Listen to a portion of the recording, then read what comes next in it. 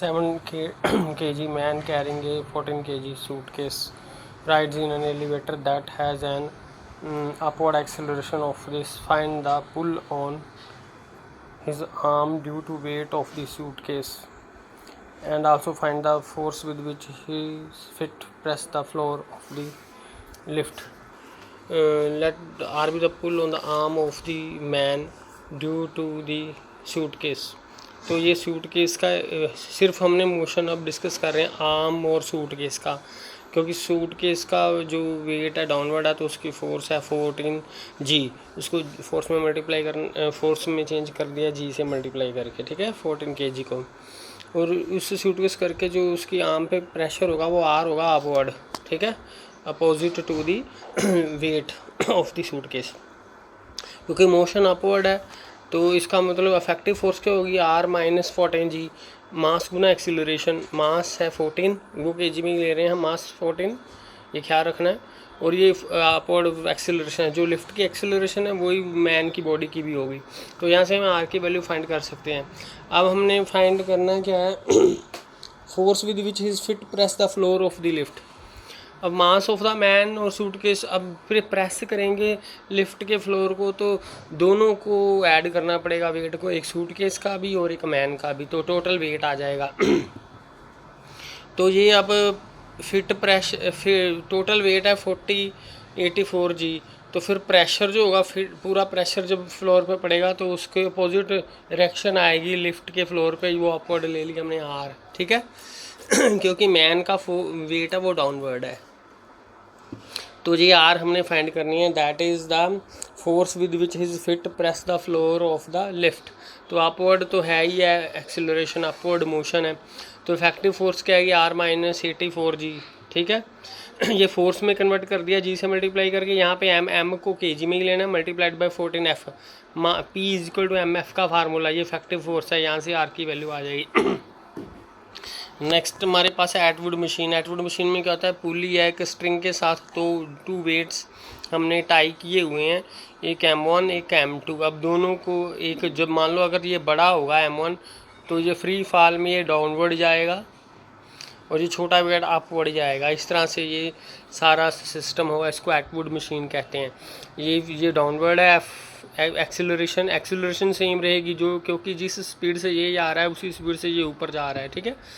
तो इसी तरह इसको वेट है M2 kg है, तो इसको फोर्स में कन्वर्ट कर दिया M2g, इसको M1g। तो ये टेंशन एंड स्ट्रिंग्स में, क्योंकि ये वेट डाउनवर्ड है टेंशन अपवर्ड ही आएगी, इसका वेट डाउनवर्ड है टेंशन अपवर्ड, टेंशन भी सेम रखनी है, ठीक है। इस तरह से ये पुली है, और ये मास से लेके यहाँ तक का डिस्टेंस x, यहाँ तक का डिस्टेंस है y, ठीक है। तो ये हमारे पास दो हमने लाइट इन एक्सटेंसिबल स्ट्रिंग ले ली। Let x and y the depths of the masses. ये मासेस की जो है डेप्थ्स हैं, यहाँ से लेके यहाँ तक जाएगा, ठीक है। और दो टोटल डिस्टेंस जो L के बराबर होगा x प्लस वाई, ये यहाँ से लेके और यहाँ से लेके यहाँ तक जो स्ट्रिंग डेप्थ है मासेस की, तो x प्लस वाई जो L बन जाएगा, that is the length of the string ले लेंगे हम, ठीक। M1 ग्रेटर देन M2 है, M1 मूविंग डाउनवर्ड है तो M2 नेचुरली मूविंग अपवर्ड होएगा। तो फोर्सेस M1 पर कौन कौन सी फोर्सेस लग रही हैं, M1 वाली और T वाली। इफेक्टिव फोर्स क्या होगी फिर, M1g माइनस T, इसमें से T माइनस कर देंगे, मास गुना एक्सीलरेशन, मास गुना एक्सीलरेशन। इसी तरह 2 पे इफेक्टिव फोर्स क्या होगी, T में से M2g माइनस करना है, ठीक है, और मास गुना एक्सीलरेशन M2 गुना F।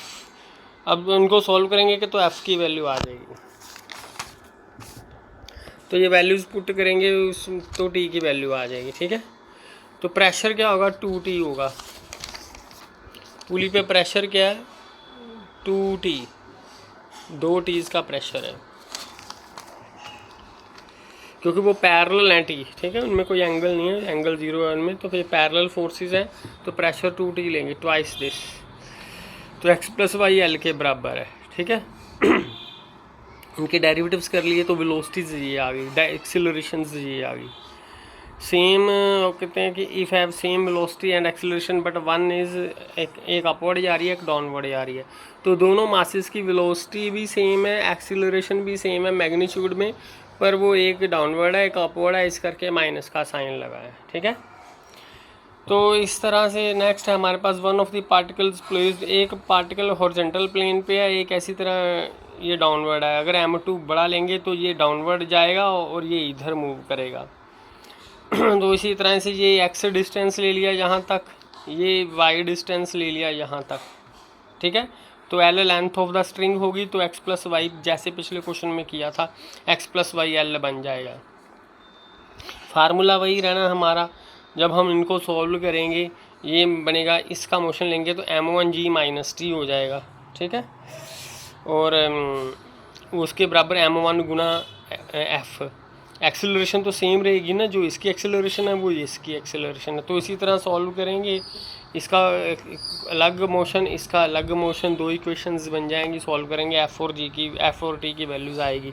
तो प्रेशर क्या होगा, अब प्रेशर है, दो फोर्सेस हैं 90 डिग्री का आपस में एंगल बना रही हैं टी, तो 90 डिग्री के लिए फार्मूला तो हमने यही लगाना है ना, आर रिजल्टेंट उनकी टी पी क्यू की जगह के टी और एंगल 90 जो पुट करेंगे तो रिजल्टेंट आ जाएगी √2t, जो प्रेशर होगा पुली पे √2t का होगा।